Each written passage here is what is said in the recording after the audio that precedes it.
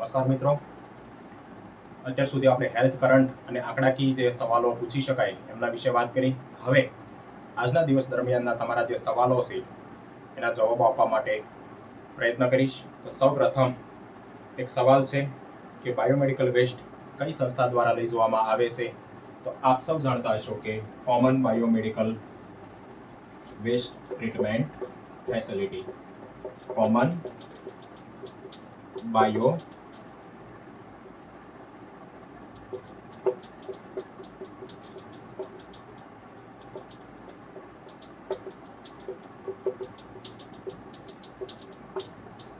આ ફેસિલિટીની સ્થાપના 75 કિમીની ત્રિજ્યામાં હોય છે. 75 કિમીની ત્રિજ્યામાં એક અથવા તો 10,000 બેડ દીઠ એક, માનવ વસાહતથી 500 મીટર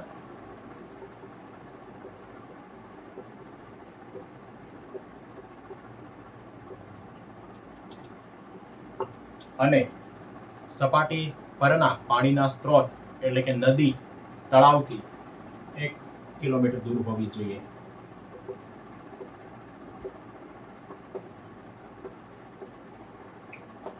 ઓકે, તો બાયોમેડિકલ વેસ્ટ લઈ જનાર સંસ્થા કઈ છે? Common biomedical waste treatment facility.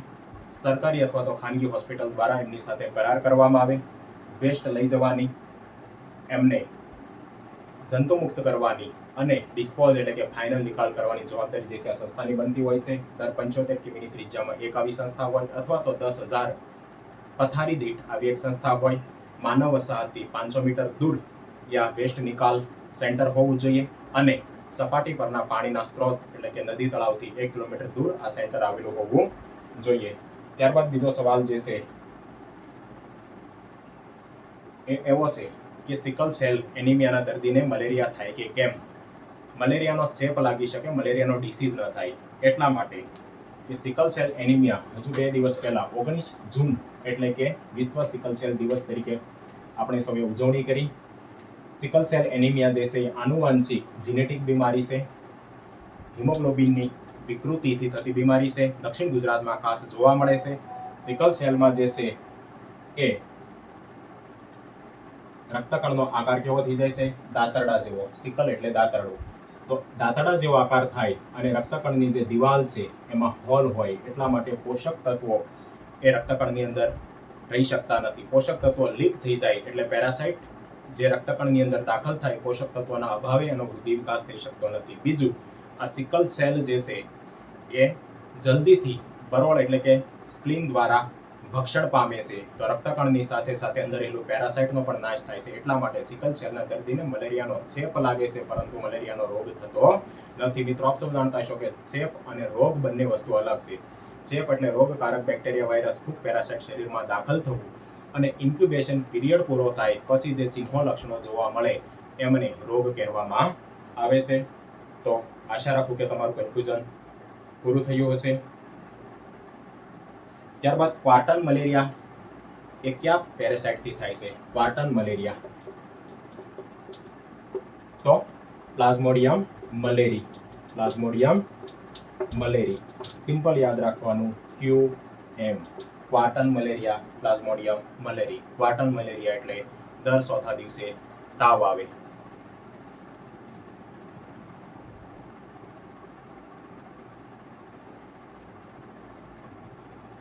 સગર્ભાવસ્થાનો 5મો મહિનો ચાલતો હોય તેવી સગર્ભાને મલેરિયામાં કઈ દવા અપાય છે? 5મો મહિનો ચાલતો હોય એટલે આપણે વાત કરીએ કે 1 થી 3 મહિના સુધી ક્વિનાઇન આપશું. 5મા મહિનાથી મીન્સ 4થા મહિનાથી 9 મહિના સુધી જે છે એ આર્ટિસ્યુનેટ અને સાથે સાથે સલ્ફા ડ્રગ આપવામાં આવે. સગર્ભા માતાને 0 થી 1 વર્ષનું બાળક એટલે કે ઇન્ફન્ટ અને જે લોકોમાં G6PD નામના ઉત્સેચકની ઉણપ હોય એમને પ્રિમાક્વિન આપવામાં આવતી નથી. ફરીવાર યાદ રાખજો, સગર્ભા, ઇન્ફન્ટ અને G6PD ઉણપ આમને જે છે પ્રિમાક્વિન અપાય નહીં. પ્રિમાક્વિન અપાય નહીં. શા માટે ન અપાય? તો G6PD જે છે એ રક્તકણોનું વિઘટન અટકાવે છે. બીજા અર્થમાં કહીએ તો રક્તકણોનો રક્ષક છે. અને આ પ્રિમાક્વિન જે છે રક્તકણોનું વિઘટન એટલે કે હિમોલાઇસિસ કરે છે. તો G6PD એટલે કે રક્તકણોનો રક્ષક જ્યારે ગેરહાજર હોય, એની ઉણપ હોય, ત્યારે તમે જો આ પ્રિમાક્વિન એટલે કે રક્તકણોના ભક્ષક શરીરમાં દાખલ કરો તો રક્તકણોનું વિઘટન થાય, રક્તકણો તૂટે, રક્તકણોની કમી એટલે કે એનિમિયા થાય અને લોહીમાં બિલિરુબિનની માત્રા વધે, જેને આપણે જોન્ડિસ એટલે કે કમળા તરીકે ઓળખીએ છીએ. એટલા માટે આ 3 ગ્રુપને પ્રિમાક્વિન આપી શકાય નહીં. તાજા જન્મેલા બાળકનું વજન કેટલું હોય છે? તો ભારતમાં તાજા જન્મેલા બાળક એટલે નવજાત શિશુનું સામાન્ય વજન કેટલું હોય? 2.5 થી 3 કિલોગ્રામ. 2.5 થી 3 કિલો. એક સવાલ બીજો એવો પૂછવામાં આવ્યો હતો કે બાળકનું વજન જન્મના કેટલા સમયમાં ડબલ થાય છે? બાળકનું વજન જન્મના કેટલા સમયમાં ડબલ થાય? તો બાળક જન્મે ત્યારે ધારો કે 2.5 કિલો વજન હોય તો 5 થી 6 માસે એમનું વજન ડબલ થાય. 1 વર્ષે 3 ગણું, 2 વર્ષે 4 ગણું બાળકનું વજન થતું હોય છે. ત્યારબાદ 7 વર્ષે 7 ગણું અને 10 વર્ષે 10 ગણું. ઓકે, તો સામાન્ય માત્રામાં વજન છે અને બાળકનું વજન વધવું એ વૃદ્ધિની પ્રોસેસ છે. તો સામાન્ય બાળકનો વૃદ્ધિ વિકાસ થતો હોય તો આ રીતેના વજનમાં વધારો થાય. જન્મ સમયનું ઓછું વજન એ ભારતમાં બાળ મૃત્યુ માટે મહત્વનું કારણ છે. ભારતમાં બાળ મૃત્યુ માટે સૌથી મહત્વનું કારણ એટલે પ્રીટર્મ અધૂરા માસે જન્મ અને બીજા નંબરે જે છે ઓછા વજન સાથે જન્મ, લો બર્થ વેઇટ. આપણે વાત કરી કે સામાન્ય વજન કેટલું છે? 2.5 કિલોગ્રામ. 2.5 થી ઓછું એને કહેશું લો બર્થ વેઇટ. 1.5 કિલોગ્રામ થી ઓછું એમને કહેશું very low birth weight. Very low birth weight. અને 1 કિલોગ્રામથી ઓછું એમને કહેવાય એક્સ્ટ્રીમ લો બર્થ. ઓકે, તો આ જે છે એ સામાન્ય વજન છે, આ ઓછું વજન છે, આ વેરી એટલે વધુ ઓછું વજન છે અને એક્સ્ટ્રીમ એટલે અતિ ઓછું વજન. તમને એમ થાય કે ઓછું વજન તો વધુ વજન કોને કહેવાય? તો જન્મ સમયે બાળકનું વજન 4 કિલો કરતાં વધુ હોય એમને જે છે એ મેક્રોસ્મિયા કહેવામાં આવે. આવા બાળકનું વજન કેટલું હોય? 4 કિલોથી વધુ. અને કેવી માતાને આવું બાળક આવી શકે? તો જેમને જસ્ટેશનલ ડાયાબિટીસ હોય, જીડીએમ નામની બીમારી હોય, એવી માતાને આ વધુ વજનવાળું અને વધુ સાઇઝ, મોટી સાઇઝનું બાળક આવી શકે. એમને કહેવાય મેક્રોસ્મિયા. જન્મ સમય 4 કિલોગ્રામ થી વધુ વજન. ઓકે મિત્રો, ત્યારબાદનો સવાલ છે ટીબી મુક્ત ઇન્ડિયા અને ટીબી મુક્ત વર્લ્ડ. તો ટીબી મુક્ત ગુજરાત, ભારત અને વિશ્વ. તો ગુજરાત જે છે ટાર્ગેટ છે 2022, ભારત છે 2025 અને WHO ના નિર્ધાર મુજબ વિશ્વમાં જે છે 2035.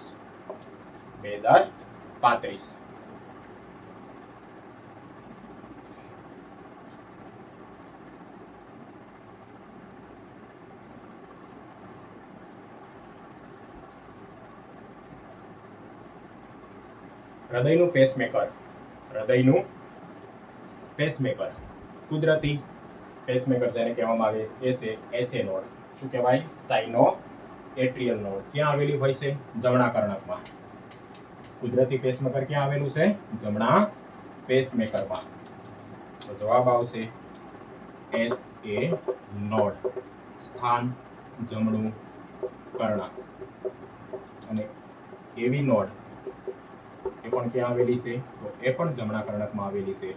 જમણા કર્ણકમાં 2 પોઈન્ટ એવા છે કે જે હૃદયને ધબકતું રાખે છે, વીજ પ્રવાહ પ્રેરિત કરે છે, એસએ નોડ અને એવી નોડ.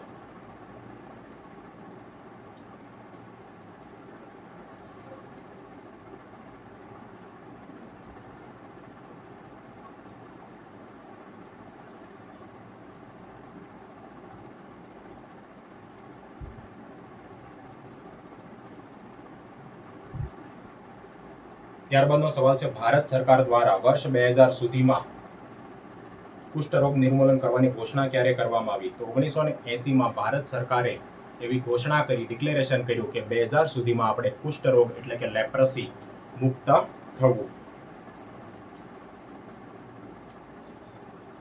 ત્યારબાદ વાયરસની વાત છે. H1N1 એટલે કે સ્વાઇન ફ્લૂ અને H5N1 H7N9 આ બંને જે છે એ બર્ડ ફ્લૂ, જેને કહેવાય એવિયન ઇન્ફ્લુએન્ઝા.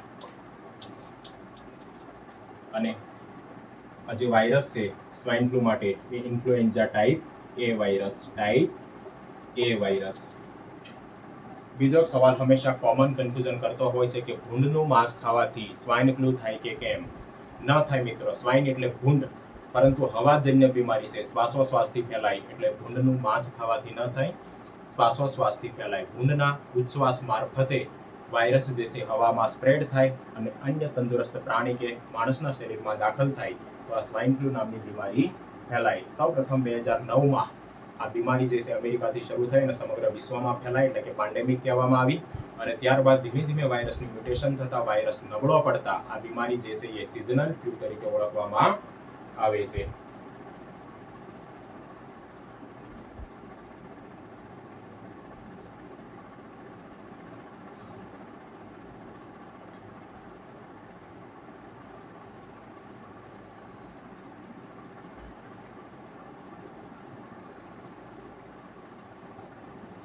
ત્યારબાદનો સવાલ ઓલરેડી અગાઉના ટોપિકમાં આપણે કવર થઈ ગયો છે. મિડ ડે મીલ વર્ષમાં કેટલા દિવસ આપવામાં આવે છે? તો નેશનલ ઇન્સ્ટિટ્યૂટ ઓફ ન્યુટ્રિશન હૈદરાબાદના કહેવાથી 250 દિવસ સુધી મિડ ડે મીલ બાળકને મળવું જોઈએ, તો એમની પોષણની જરૂરિયાત પૂરી કરી શકાય.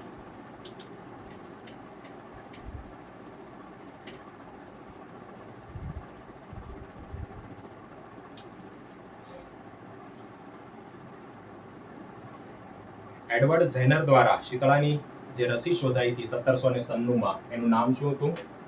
તો વેક્સિનિયા. વેક્સિનિયા નામના વાયરસમાંથી શોધવામાં આવી હતી, એટલા માટે વેક્સિનિયા વેક્સિન. અને આ જીવિત રસી હતી, જીવિત રસી, વિશ્વની સૌપ્રથમ વેક્સિન. એક આંગણવાડી કેટલી વસ્તી હોય? સામાન્ય રીતે આપણે જાણીએ છીએ કે 1000ની વસ્તી એક આંગણવાડી હોય, એક આંગણવાડી વર્કર હોય અને એક આશા વર્કર હોય. ઓકે, પરંતુ એક્ઝેક્ટ ગાઈડલાઈનમાં જઈએ તો 400 થી 800ની વસ્તીએ એક આંગણવાડી હોય. 400 થી 800ની વસ્તી એક આંગણવાડી પ્લેન એરિયામાં હોય અને 300 થી 800ની વસ્તીએ આદિજાતિ વિસ્તાર, જંગલ વિસ્તારમાં 300 થી 800ની વસ્તી એક આંગણવાડી હોય. ત્રીજો એક નોર્મ છે anganwadi on demand. Anganwadi on demand. 6 વર્ષથી ઓછી ઉંમરના 40 કરતાં વધુ બાળકો હોય તો ત્યાં સરકાર વસ્તીના ધારાધોરણ ધ્યાને લીધા વિના આંગણવાડીની સ્થાપના કરે છે, એમને કહેવાય આંગણવાડી ઓન ડિમાન્ડ. યાદ રાખજો, 6 વર્ષથી નાના 40+ બાળકો હોય અને ત્યાં જો ડિમાન્ડ કરવામાં આવે તો જે છે એ ત્યાં આંગણવાડીની સ્થાપના કરવામાં આવે છે.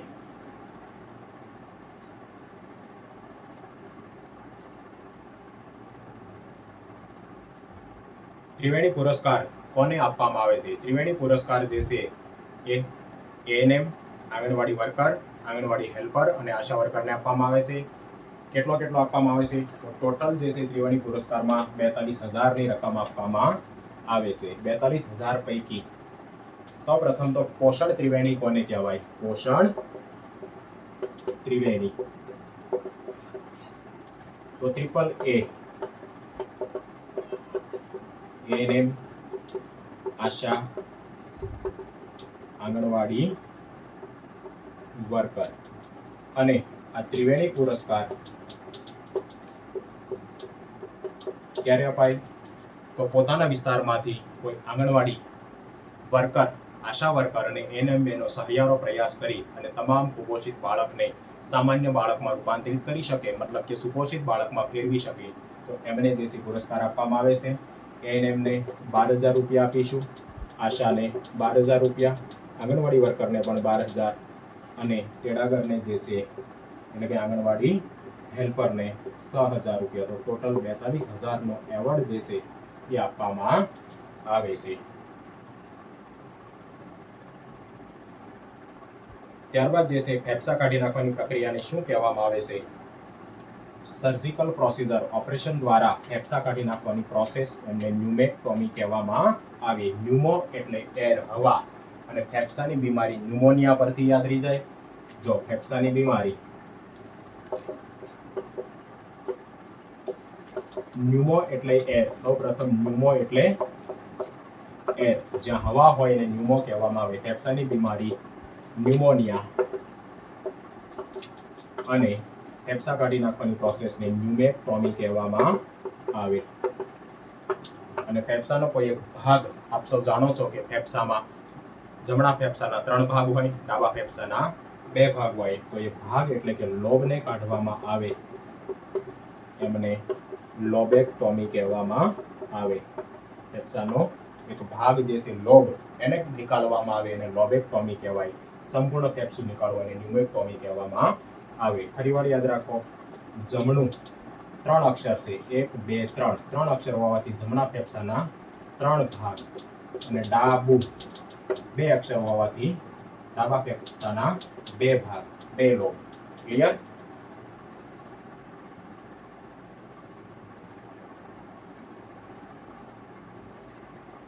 અપંગતાના પ્રમાણપત્ર ક્યાંથી કાઢવામાં આવે છે? એક યોજના છે એબિલિટી ગુજરાત, 2011માં શરૂઆત થઈ હતી. વિકલાંગતાના સર્ટિફિકેટ ક્યાંથી આપવામાં આવે છે?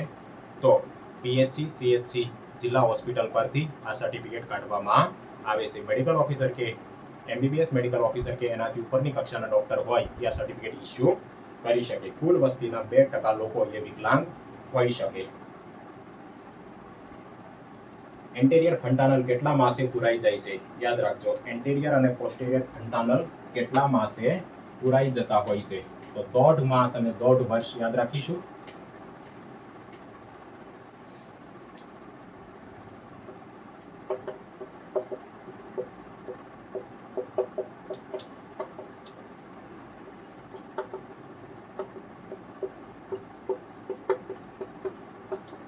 તો એન્ટેરિયર ફન્ટાનલ જે છે એ 1.5 વર્ષે અને પોસ્ટેરિયર ફન્ટાનલ 1.5 માસે. યાદ રાખજો, પોસ્ટેરિયર પહેલા પુરાય છે, એન્ટેરિયર પછી પુરાય છે.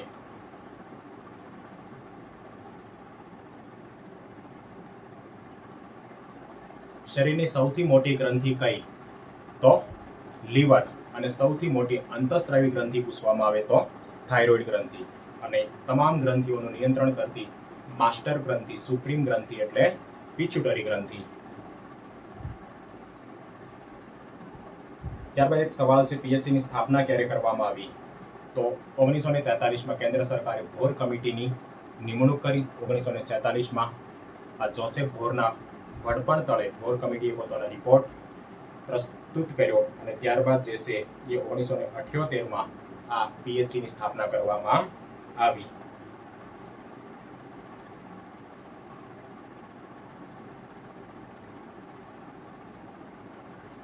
ત્યારબાદ એક સવાલ છે, બેક્ટેરિયા કયા સમુદાયમાં આવે છે? તો પ્રોકેરિયોટમાં આવે. બેક્ટેરિયા પ્રોકેરિયોટિકમાં આવે. ત્યારબાદ એક સવાલ છે, આલ્બેન્ડાઝોલનો સગર્ભાવસ્થામાં ડોઝ કેટલો હોય છે? 400 મિલીગ્રામ. ભૂલથી પણ ભૂલ ન કરતા, આલ્બેન્ડાઝોલનો ડોઝ કેટલો હોય છે? 400 મિલીગ્રામ. અને ક્યારે આપશો? સગર્ભાવસ્થાના 4થા માસે, સિંગલ ટેબ્લેટ. નેશનલ બી વોર્મિંગ ડે આપણે સૌ જાણીએ છીએ 2015 થી જેની શરૂઆત થઈ, ઓગસ્ટ અને ફેબ્રુઆરી માસ. ઓગસ્ટ ફેબ્રુઆરી માસમાં આલ્બેન્ડાઝોલ અને વિટામિન એ આ બંને વસ્તુ બાળકોને આપવામાં આવે છે. અહીંયા વાત છે સગર્ભા. તો સગર્ભાને 400 મિલીગ્રામ અને 404 પરથી 4થા માસે ક્યારે આપશું?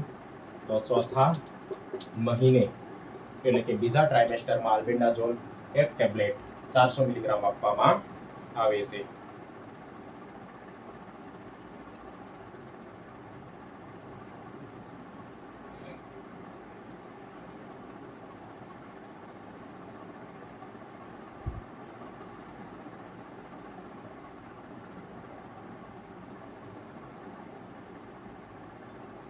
કોમન સવાલ છે, વિશ્વ એડ્સ દિવસની ઉજવણી ક્યારે કરવામાં આવે છે? 1 ડિસેમ્બર. 1988 થી WHO ના નિર્દેશથી 1 ડિસેમ્બર એ વિશ્વ એડ્સ દિવસ તરીકે ઉજવવામાં આવે છે.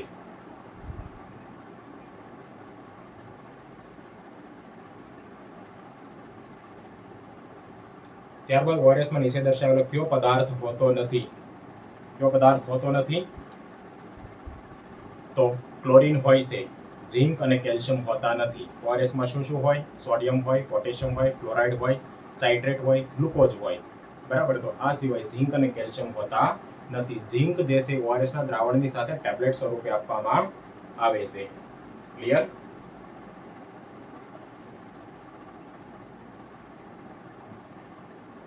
ત્યારબાદ એક સવાલ છે, પ્રાથમિક આરોગ્ય કેન્દ્રે કેટલી વસ્તીએ હોય? 1 પીએચસી કેટલી વસ્તીએ હોય? વેરી સિમ્પલ, બધાને આવડતું હશે.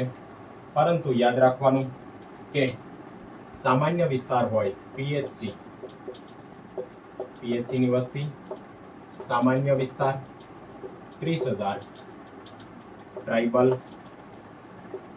20,000 અને યુપીએચસી અર્બન પ્રાઇમરી હેલ્થ સેન્ટર જે છે 50,000 ની વસ્તી એક હોય. ત્યારબાદ પેટા કેન્દ્રની વાત કરીએ તો સામાન્ય વિસ્તારમાં જે છે એ 5,000, ટ્રાઇબલમાં 3,000 અને અર્બનમાં 10,000 એક એએનએમની પોસ્ટ હોય છે. એએનએમની ભરતી કરવામાં આવે. બીજા અર્થમાં કહીએ તો અર્બનમાં 10,000ની વસ્તીએ એક પેટા કેન્દ્ર કહી શકાય. કેવી રીતે પાણીની અસ્થાયી કઠોરતા દૂર કરી શકાય? પાણીની અસ્થાયી કઠોરતા, ટેમ્પરરી હાર્ડનેસ જે છે કઈ રીતે દૂર કરી શકાય? તો પાણીને ગરમ કરવાથી, એમાં લાઈમ એટલે કે ચૂનો ઉમેરવાથી અને એમાં સોડા એશ એટલે કે સોડિયમ કાર્બોનેટ ઉમેરવાથી.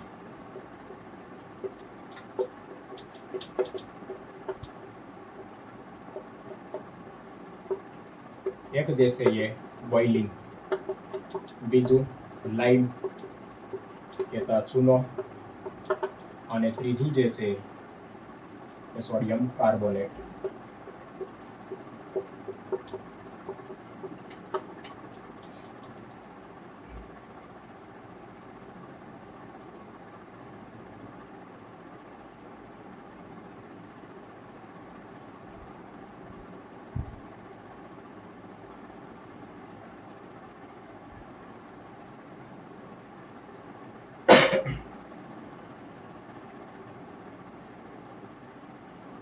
ત્યારબાદનો પ્રશ્ન છે, કસ્તુરબા પોષણ યોજનાનો મુખ્ય હેતુ શું છે? તો નામ પરથી જ ખબર પડે, પોષણ. બરાબર. કસ્તુરબા પોષણ સહાય યોજના તો માતા અને બાળકમાં કુપોષણ અને એનિમિયા અટકાવવા માટેની યોજના છે કસ્તુરબા પોષણ સહાય યોજના.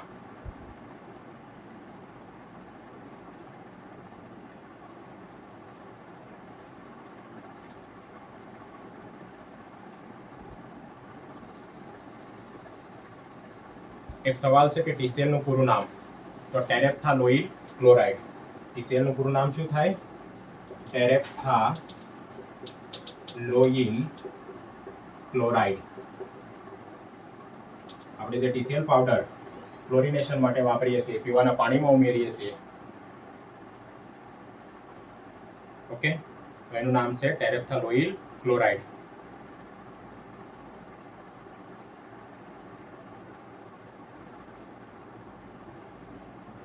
VVM વેક્સિન વાયલ મોનિટર 1997 થી ભારતમાં એની શરૂઆત થઈ. વેક્સિનની ક્વોલિટી અને તાપમાન જાણવા માટે, તાપમાન જળવાયું છે કે કેમ એ જાણવા માટે અને વેક્સિનની ક્વોલિટી જાણવા માટે આ VVM નો ઉપયોગ થાય છે. શરૂઆતમાં જે છે એ VVM ના 4 સ્ટેજ હતા, અત્યારે જે છે VVM ના 2 સ્ટેજ છે.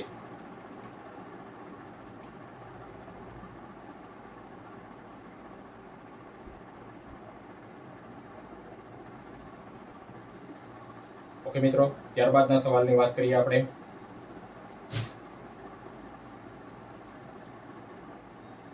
BCG માં ડાયલ્યુટ તરીકે નોર્મલ સલાઇન આવે કે સોડિયમ ક્લોરાઇડ આવે? વેરી સિમ્પલ, બે વસ્તુ એક જ છે, યાદ રાખજો. સોડિયમ ક્લોરાઇડ યાની તો નોર્મલ સલાઇન. આની વાત અગાઉ પણ આપણે કરેલી છે. સૌપ્રથમ તો ડાયલ્યુટ તરીકે નોર્મલ સલાઇન એટલે કે 0.9% સોડિયમ ક્લોરાઇડ. સોડિયમ ક્લોરાઇડ એટલે જેને આપણે નમક કહીએ છીએ, તો 0.9% સોડિયમ ક્લોરાઇડ હોય એમને નોર્મલ સલાઇન કહેવામાં આવે છે. અને કઈ કઈ વેક્સિનમાં નોર્મલ સલાઇન ડાયલ્યુટ તરીકે હોય, તો એક જે છે એ બીસીજી, બીજી યલો ફીવર, ત્રીજી જે છે એ એન્ટી રેબીઝ વેક્સિન, અને તાજેતરમાં જેની સપ્લાય થાય છે મિઝલ્સ રૂબેલા. આ 4 વેક્સિનમાં ડાયલ્યુટ તરીકે યલો નોર્મલ સલાઇન એટલે કે 0.9% સોડિયમ ક્લોરાઇડ આવે. યાદ રાખજો મિત્રો, અત્યાર સુધી મિઝલ્સ રૂબેલામાં ડિસ્ટિલ વોટર, સ્ટરાઇલ વોટર આવતું હતું. ડબલ ડિસ્ટિલ વોટર એટલે કે સ્ટરાઇલ વોટર, અને તાજેતરમાં મિઝલ્સ રૂબેલાની સાથે પણ નોર્મલ સલાઇન એ ડાયલ્યુટ તરીકે આવે છે. ડાયલ્યુટ જે છે બદલાવા જોઈએ નહીં. હંમેશા વેક્સિન અને ડાયલ્યુટનું તાપમાન એક સરખું હોય, એક્સપાયરી ડેટ જતી ન રહી હોય, બેઉના બેચ નંબર એક હોય, બેઉના મેન્યુફેક્ચર ઉત્પાદક કંપની સરખી હોવી જોઈએ. આવું ન હોય તો ગંભીર એનાફાઇલેક્સિસ રિએક્શન થઈ શકે અને બાળકનો જીવ પણ જોખમમાં મુકાઈ શકે.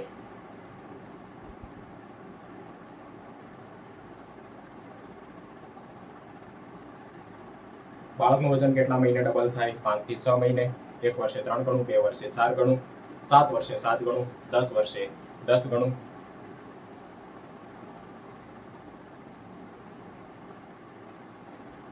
મા અમૃતમ કાર્ડ અને પલ્સ પોલિયો વિશે માહિતી. મા અમૃતમ કાર્ડ આપણે સૌ જાણીએ છીએ, 2012માં મુખ્યમંત્રી નરેન્દ્ર મોદી દ્વારા યોજનાની શરૂઆત કરવામાં આવી હતી.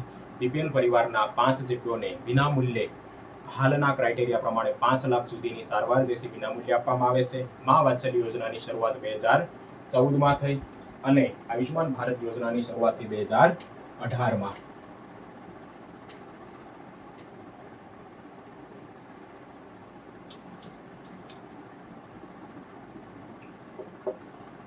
મા અમૃતમ બીપીએલ માટે 2012, મા વાત્સલ્ય 2014, આયુષ્માન ભારત 2018. આ બીપીએલ માટેની યોજના છે, આ એપીએલ માટેની છે. અને આયુષ્માન ભારત એસસીસી 2011નો survey, socio economic and caste base સર્વેલન્સમાં જે લોકોના નામ હોય એમને વિનામૂલ્યે પરિવાર દીઠ વાર્ષિક 5 લાખ રૂપિયા સુધીની કેશલેસ સારવાર આપવાની યોજના છે. ઈપીઆઈમાં ભૂલ ન કરતા, EPI expanded programme on immunisation.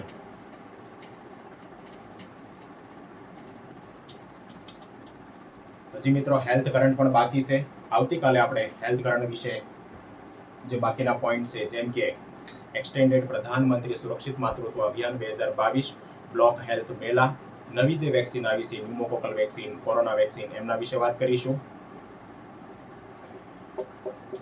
EPI expanded programme on immunization વિસ્તૃત રસીકરણ કાર્યક્રમ વિશ્વમાં શરૂઆત થઈ 1974, ભારતમાં શરૂઆત થઈ 1978. અને યુઆઈપી યુનિવર્સલ ઇમ્યુનાઇઝેશન પ્રોગ્રામ સાર્વત્રિક રસીકરણ કાર્યક્રમની શરૂઆત ભારતમાં થઈ 1985. ઈપીઆઈ અન્વયે 6 વેક્સિન આપવામાં આવતી હતી: diphtheria, pertussis, tetanus, polio, typhoid, TB માટે બીસીજી વેક્સિન. યુઆઈપીમાં જે છે એ ટાઇફોઇડની વેક્સિનને બંધ કરી અને એમની જગ્યાએ ડિપ્થેરિયા, પર્ટ્યુસિસ, ટીટેનસ યથાવત રાખી પોલિયો, મિઝલ્સ અને ટી એટલે કે બીસીજી વેક્સિન આપવામાં આવે છે. તો ઈપીઆઈ 1978માં જે ટાઇફોઇડ વેક્સિન આપતા હતા એ 85માં ટાઇફોઇડની જગ્યાએ મિઝલ્સ વેક્સિન આપવામાં આવે છે. અને એના પરથી યાદ રાખી શકાય, ટાઇફોઇડ અને મિઝલ્સ બંનેનો ઇન્ક્યુબેશન પીરિયડ જે છે એ કેટલો છે? 10 થી 14 દિવસ. યાદ રહી જશે. ઈપીઆઈમાં જે વેક્સિન આપતા હતા ટાઇફોઇડ એ બંધ કરી અને 1985 યુઆઈપીમાં મિઝલ્સ વેક્સિનની શરૂઆત થઈ. તો ભારતમાં મિઝલ્સ વેક્સિન આપવાની શરૂઆત થઈ 1985. ટાઇફોઇડ બંધ કરીને મિઝલ્સ આપવાની શરૂઆત થઈ એટલે બંને રોગ એકસાથે યાદ રહે એટલે બંનેનો ઇન્ક્યુબેશન પીરિયડ પણ 10 થી 14 દિવસ.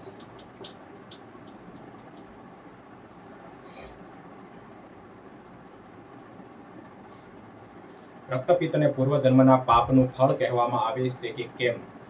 પૂર્વજન્મના પાપનું ફળ કહેવામાં આવે છે, પરંતુ છે નહીં. એ શું છે? માન્યતા છે, સોશિયલ સ્ટિગ્મા છે, પરંતુ હકીકતમાં નથી. રક્તપિત્ત જે છે એ માઇકોબેક્ટેરિયમ લેપ્રિન નામના બેક્ટેરિયાથી થાય એવી શોધ 1873માં નોર્વેના વૈજ્ઞાનિક ડોક્ટર આર્મર હેન્સને કરી. એટલા માટે રક્તપિત્તનું બીજું નામ છે હેન્સન ડિસીઝ.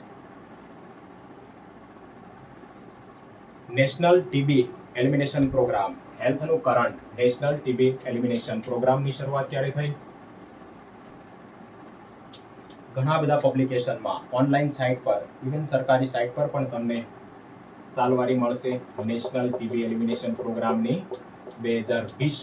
પરંતુ કેન્દ્ર સરકાર આરોગ્ય વિભાગના ખાસ સચિવ સંજીવ કુમારની સાઇનથી એક લેટર થયેલો છે અને એ તારીખ છે 31 ડિસેમ્બર 2019. એટલે કે નેશનલ ટીબી એલિમિનેશન પ્રોગ્રામની શરૂઆત થઈ 2019, 31 ડિસેમ્બર 2019. શરીરમાં પીએચ જાળવતું તત્વ કયું છે? તો ફોસ્ફરસ. ફોસ્ફરસ એટલે કે પી જે છે એ પીએચ એટલે કે પોટેન્શિયલ ઓફ હાઇડ્રોજનની જાળવણી કરે છે અને શરીરના મોટા ભાગના જે પ્રવાહીઓ છે એમની પીએચ 7.5 આજુબાજુ હોય છે. બ્લડ હોય, યુરિન હોય, વજાઇનલ ડિસ્ચાર્જ હોય, સિમેન હોય, બ્રેસ્ટ ફીડિંગ હોય, સલાઇવા હોય, ટીયર હોય, આ બધાની પીએચ જે છે કેટલી હોય છે? 7.5 એરાઉન્ડ.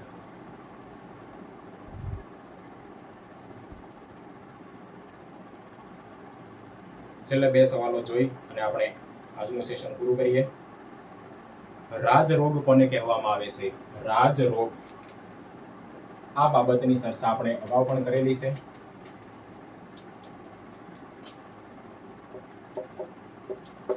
રાજરોગ એટલે કે ટીબી, અને ટીબી ઓપ્શનમાં ન હોય તો ડાયાબિટીસ, અને ટીબી અને ડાયાબિટીસ બંને ઓપ્શનમાં હોય તો ટીબી જે છે રાજરોગ તરીકે આવશે. સાથે સાથે શાહી રોગ. શાહી રોગ એટલે હિમોફિલિયા.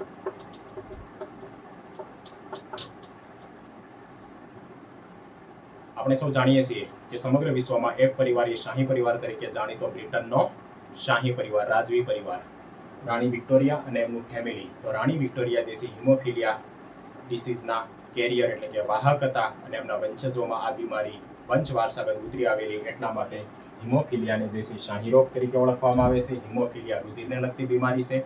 હિમોફિલિયામાં જે છે એ રક્તગઠન થતું નથી, સ્વયંભૂ રક્તસ્રાવ થાય અથવા તો કોઈ ઈજા થાય ઓપરેશન દરમિયાન જે છે એ રક્તસ્રાવ શરૂ થાય પછી બંધ થતો નથી. અને વિશ્વ હિમોફિલિયા દિવસ 17 એપ્રિલના રોજ ઉજવવામાં આવે છે. 17 એપ્રિલ વિશ્વ હિમોફિલિયા દિવસ, 17 મે હાઇપરટેન્શન દિવસ. પ્રાથમિક આરોગ્ય કેન્દ્ર પર પ્લેઝન્ટાનો નિકાલ કઈ રીતે કરવો? મિત્રો, જૂની ગાઈડલાઈન ભૂલી જજો. નવી ગાઈડલાઈનમાં બાયોમેડિકલ વેસ્ટ કોઈ પણ હોસ્પિટલમાં કે દાટવાનો નથી, ફેંકવાનો નથી, બાળવાનો નથી. 48 કલાકની અંદર કોમન બાયોમેડિકલ વેસ્ટ ટ્રીટમેન્ટ ફેસિલિટીને આપી દેવાનો. એટલે પ્લેઝન્ટા હોય કે એમટીપી થાય અને જે એબોર્શન ભ્રૂણ નીકળે છે એમને પણ તમારે બાયોમેડિકલ વેસ્ટની પીળા કલરની ડોલમાં એનો નિકાલ કરવાનો છે અને common biomedical waste treatment facility જે સંસ્થા છે એમને આપી દેવાનું રહેશે. એટલે કે દાટવાનું, બાળવાનું કે ફેંકવાનું નથી. વીપીડીમાં કેટલા રોગોનો સમાવેશ કરવામાં આવે છે? તો જેટલા રોગો સામે વેક્સિન ઉપલબ્ધ હોય એ તમામ રોગોનો વીપીડીમાં સમાવેશ થાય. જૂના સમયમાં યુઆઈપી અને ઈપીઆઈની શરૂઆત થઈ ત્યારે 6 વીપીડી હતા, આપણે સૌ જાણીએ છીએ. અત્યારે લગભગ 12 જેટલા રોગો સામે વેક્સિન ભારતમાં બાળકોને આપવામાં આવે છે. એટલા માટે અત્યારે વીપીડીની સંખ્યા જે છે 12 થઈ ગઈ. સમગ્ર વિશ્વમાં 30 જેટલા રોગો એવા છે કે જે વેક્સિનથી અટકાવી શકાય. તો એ તમામને વીપીડી કહેવામાં આવે. પ્લેગ માટે જવાબદાર બેક્ટેરિયા યર્સિનિયા પેસ્ટિસ. પ્લેગ જે છે ઝૂનોટિક ડિસીઝ છે, ઉંદરમાંથી માણસમાં ફેલાય છે.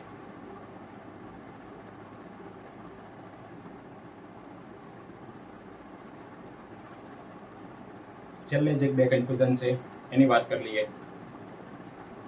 મમતા દિવસે કઈ પ્રવૃત્તિ કરવામાં આવે છે? તો મમતા દિવસે સગર્ભાની તપાસ, સારવાર અને માર્ગદર્શન આપવામાં આવશે. સાથે સાથે સગર્ભા અને બાળકોને રસીકરણ આપવામાં આવશે. મમતા દિવસે કોપર ટી એ મૂકવામાં આવતી નથી. એટલે સગર્ભા બાળકો, કિશોરોની તપાસ અને એમને વેક્સિનેશન આટલું કરવામાં આવે છે. નંબર 2, આઇસોનિયાઝિડ જે ટીબીની દવા છે, સૌથી ટોક્સિક દવા છે કે જેનાથી વિટામિન B6 પાયરિડોક્સિનની ઉણપ થાય.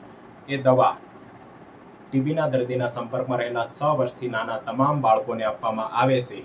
6 વર્ષથી નાના તમામ બાળકો. ઘણીવાર એવું કન્ફ્યુઝન હોય કે 6 માસથી નાના બાળકને આપવી કે કેમ, તો 6 વર્ષથી નાના તમામ બાળકોને જેટલા કિલો વજન હોય એના ગુણ્યા 10 મિલીગ્રામ કરી અને 6 મહિના સુધી આપવામાં આવે છે. આ સિવાય એચઆઈવીના દર્દીને ટીબી થવાના ચાન્સ વધુ છે તો એમને પણ આપવામાં આવે છે. અને 2021થી જે ટીબી પ્રોગ્રામમાં એક ફેરફાર થયો છે, ટીપીટી નામની એક સ્કીમ જે છે એ આવી, ટીબી પ્રિવેન્ટિવ થેરાપી. ટીબી યાદ રાખજો, ટીબી પ્રોગ્રામ હંમેશા બદલાતો હોય છે. ટીપીટી, ટીબી પ્રિવેન્ટિવ થેરાપી. ટીપીટી એટલે શું? તો કે ટીબીના દર્દીના જે સંપર્કો છે એ તમામનો મોન્ટુક ટેસ્ટ કરવામાં આવે અથવા તો IgRA નામનો ટેસ્ટ કરવામાં આવે અને જે પોઝિટિવ આવે, એટલે કે ટીબીનો રોગ નથી પરંતુ ટીબીનો ચેપ છે, એમને આ આઇસોનિયાઝિડ આપવામાં આવે છે, જેને ટીપીટી કહેવામાં આવે. આઇસોનિયાઝિડ, રિફામ્પિસિન અથવા તો રિફાપેન્ટિન 3 થી 6 મહિના સુધીની સારવાર આપવામાં આવે છે, જેને અટકાયતી પગલાં અથવા તો કીમોપ્રોફાઇલેક્સિસ કહેવામાં આવે. ઓકે મિત્રો, આ સિવાય આપના કોઈ સવાલ હોય તો સતત આપ કોમેન્ટ કરી શકો છો. જો આપને આ ચેનલ સારી લાગી હોય તો લાઈક કરો, શેર કરો, સબસ્ક્રાઇબ કરો. તમારા મિત્રો પણ આનો બેનિફિટ મેળવી શકે એટલા માટે એમને પણ શેર કરો. તમારા જે કંઈ સવાલ હોય એ યુટ્યુબમાં તમે કોમેન્ટ કરી શકો છો. આવતીકાલ સવારના સેશનમાં તમારા તમામ સવાલોના સંપૂર્ણ નહીં પરંતુ સંતોષકારક જવાબો આપવા માટે પૂરતો પ્રયત્ન કરીશ. Thank you.